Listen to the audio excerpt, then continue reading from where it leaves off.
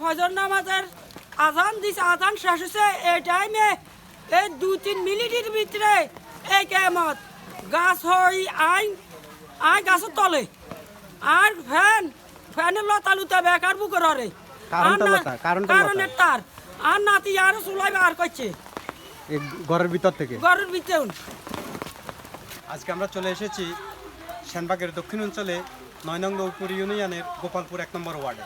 গতকাল রাত্রে 4টার পরে আসলে এক ঘূর্ণিঝড় এসেছে। 2 মিনিট কিংবা 3 মিনিটে ঘূর্ণিঝড়টা ছিল।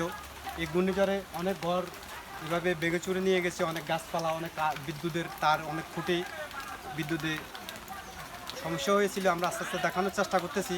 আমি এই ফজরের আজান দিয়ে মাত্র রুমে ঢুকছি, 5 মিনিট পরেই শুরু হয়েছে। 1.5-2 মিনিটের মধ্যে পুরো লন্ডপন্ড করে ফেলাইছে।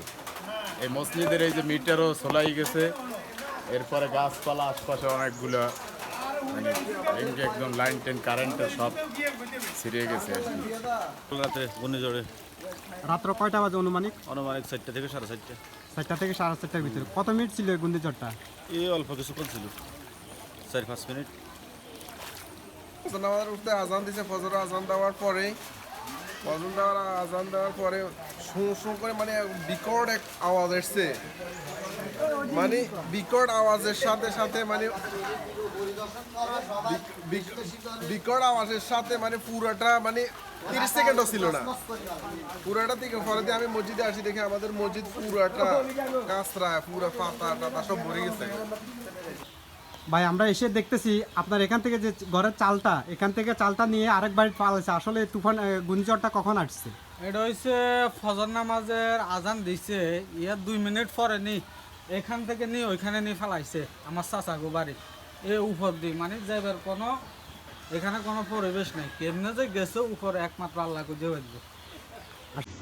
আমরা আস্তে আস্তে আপনাদেরকে ঘূর্ণিঝড়ের তাণ্ডবটা দেখানোর চেষ্টা করতেছি। আসলে এই এলাকার অবস্থা খুবই খারাপ অবস্থা। কালকে রাত্রে 4টার পরে প্রায় 1.5 থেকে 2 মিনিট বা 3 মিনিট হবে এই ঘূর্ণিঝড়টা ছিল। খুবই করুণ অবস্থা করে দিয়ে গেছে আমাদের এই এলাকাটার।